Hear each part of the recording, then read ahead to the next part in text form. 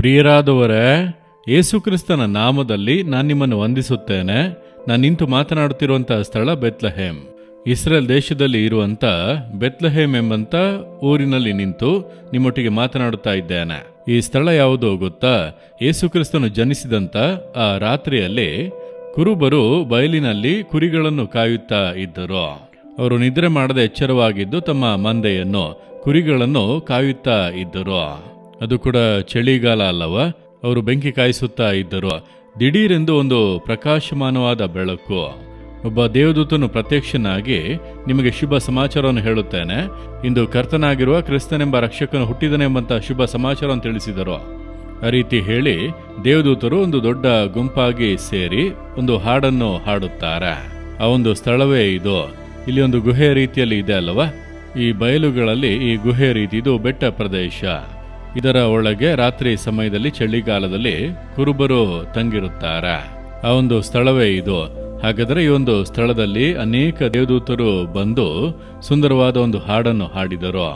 ಯಾವ ಹಾಡು ಗೊತ್ತಾ? ಲೂಕ 2ನೇ ಅಧ್ಯಾಯ 14ನೇ ವಾಕ್ಯದಲ್ಲಿ, ಮೇಲಣ ಲೋಕದಲ್ಲಿ ದೇವರಿಗೆ ಮಹಿಮೆ, ಭೂಲೋಕದಲ್ಲಿ ಮನುಷ್ಯರೊಳಗೆ ಸಮಾಧಾನ, ದೇವರು ಅವರಿಗೆ ಒಲಿಯುತ್ತಾನೆ ಎಂದು ದೇವರನ್ನು ಕೊಂಡಾಡಿದರು. ಹೇರಾಳವಾದ ಜನರು ಹಾಡು ಹಾಡಿ ದೇವರನ್ನು ಕೊಂಡಾಡಿದರು. ಆ ಒಂದು ಸ್ಥಳವೇ ಇದು.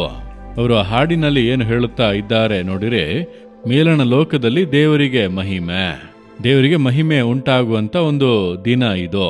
ಮನುಷ್ಯರಿಗೆ ಸಮಾಧಾನ, ದೇವರು ಅವರಿಗೆ ಒಲಿದಿದ್ದಾನೆ. ಯೇಸು ಹೇಗೆ ಬಂದನೋ, ಆತನು ಸಮಾಧಾನ ಪ್ರಭುವಾಗಿ ಬಂದನು.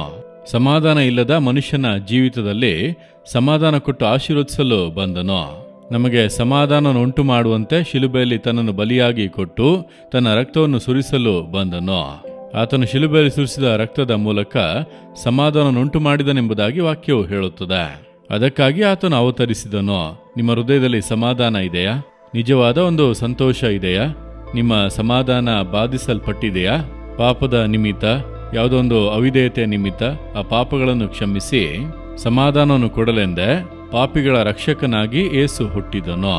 ಭೂಮಿಯಲ್ಲಿ ಆತನನ್ನು ಸ್ವೀಕರಿಸಿದಂತ ಎಲ್ಲರ ಜೀವಿತದಲ್ಲೂ ಸಮಾಧಾನ ಉಂಟಾಗುತ್ತದೆ. ಮನುಷ್ಯರಿಗೆ ಒಲಿದಿದ್ದಾನೆ. ಎಲ್ಲ ಜನರನ್ನು ಯೇಸು ಪ್ರೀತಿಸುತ್ತಾನೆ. ಆತನು ಬಡವ ಶ್ರೀಮಂತ ಎಂಬಂತ ವ್ಯತ್ಯಾಸ ನೋಡುವುದಿಲ್ಲ. ಅನಕ್ಷರಸ್ಥ ವಿದ್ಯಾವಂತ ಎಂಬ ಭೇದ ಭಾವ ನೋಡುವುದಿಲ್ಲ. ಬೀದಿ ಬದಿಯಲ್ಲಿ ಭಿಕ್ಷೆ ಬೇಡುತ್ತಾ ಇದ್ದಂತ ವ್ಯಕ್ತಿಯನ್ನು ಕೂಡ ಪ್ರೀತಿಸಿ ಅವನಿಗೆ ಅದ್ಭುತ ಮಾಡಿದನು.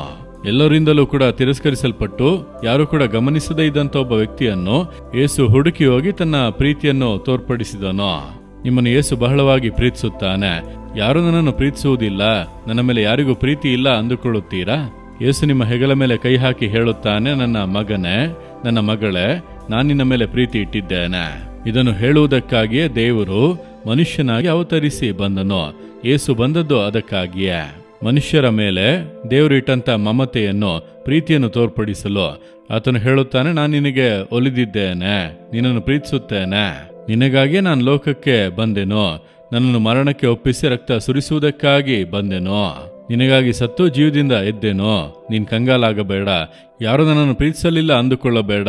ಭೂಮಿ ಆಕಾಶಗಳನ್ನು ಉಂಟು ಮಾಡಿದ ನಾನು ನಿನ್ನನ್ನು ಪ್ರೀತಿಸುತ್ತೇನೆ ಮಗನೇ, ನಿನ್ನನ್ನು ಪ್ರೀತಿಸುತ್ತೇನೆ ಮಗಳೇ, ನೀ ನನಗೆ ಪ್ರಿಯಳು ಎಂದು ದೇವರು ಹೇಳುತ್ತಾರೆ. ಅಯ್ಯೋ, ನಾನು ಪಾಪಿ, ನಾನು ಅಶುದ್ಧ, ನನಗೆ ಯೋಗ್ಯತೆ ಇಲ್ಲ ಅಂದುಕೊಳ್ಳುತ್ತೀಯಾ? ಪರವಾಗಿಲ್ಲ, ನಾನು ನಿನ್ನನ್ನು ಪರಿಶುದ್ಧ ಪಡಿಸುವೆ. ನೀನ್ ನನ್ನೊಳಗೆ ಬಾ, ನಾನು ನಿನ್ನನ್ನು ಪ್ರೀತಿಯಿಂದ ನೋಡಿಕೊಳ್ಳುವೆ, ನಿನ್ನನ್ನು ಪರಿಶುದ್ಧಪಡಿಸಿ ಸಮಾಧಾನ ಕೊಟ್ಟು ಆಶೀರ್ವದಿಸುವೆನೆಂದು ಹೇಳುತ್ತಾರೆ. ಆ ಯೇಸುವಿನ ಬಳಿ ನಿಮ್ಮನ್ನು ಒಪ್ಪಿಸಿ ಕೊಡುವಿರಾ? ಆತ ನಿಮ್ಮನ್ನು ಕರಚಾಚಿ ಕರೆಯುತ್ತಾ ಇದ್ದಾನೆ, ಅಪ್ಪಿಕೊಳ್ಳುತ್ತಾನೆ. ದೇವರೇ, ನನ್ನ ಮೇಲೆ ಇಷ್ಟು ಪ್ರೀತಿಯನ್ನಿಟ್ಟು ನನಗಾಗಿ ಮನುಷ್ಯನಾಗಿ ಬಂದಿರಿ, ನಿಮ್ಮ ಕರೆಗಳಲ್ಲಿ ಒಪ್ಪಿಸಿಕೊಡುತ್ತೇನೆ. ನನ್ನನ್ನು ಅಪ್ಪಿಕೊಳ್ಳಿ ಎಂದು ಯಾರ್ಯಾರು ಪ್ರಾರ್ಥಿಸುತ್ತಾ ಇದ್ದಾರೋ ಈ ಮಗನನ್ನು, ಈ ಮಗಳನ್ನು ನಿಮ್ಮ ಕರೆಗಳಿಂದ ಅಪ್ಪಿಕೊಂಡು ಪ್ರೀತಿಯಿಂದ ಮುತ್ತನ್ನಿಟ್ಟು ನಿಮ್ಮ ಪ್ರೀತಿಯನ್ನು ತೋರ್ಪಡಿಸಿ ಸಂತೋಷ ಪಡಿಸಿರಿ. ಅವರ ದುಃಖಗಳೆಲ್ಲ ನೀಗಿ ಸಂತೋಷ ಉಂಟಾಗಲಿ. ಯೇಸುವಿನ ನಾಮದಲ್ಲಿ amen, amen. Jesus redeem Kannada YouTube channel ಅನ್ನು ಸಬ್ಸ್ಕ್ರೈಬ್ ಮಾಡಿ. ಸಬ್ಸ್ಕ್ರೈಬ್ ಬಟನ್ ಕ್ಲಿಕ್ ಮಾಡಿ ಮತ್ತು ಬೆಲ್ ಬಟನ್ ಒತ್ತಿ. ಅನುದಿನ ಕಾರ್ಯಕ್ರಮದ ಮಾಹಿತಿ ಪಡೆಯಿರಿ.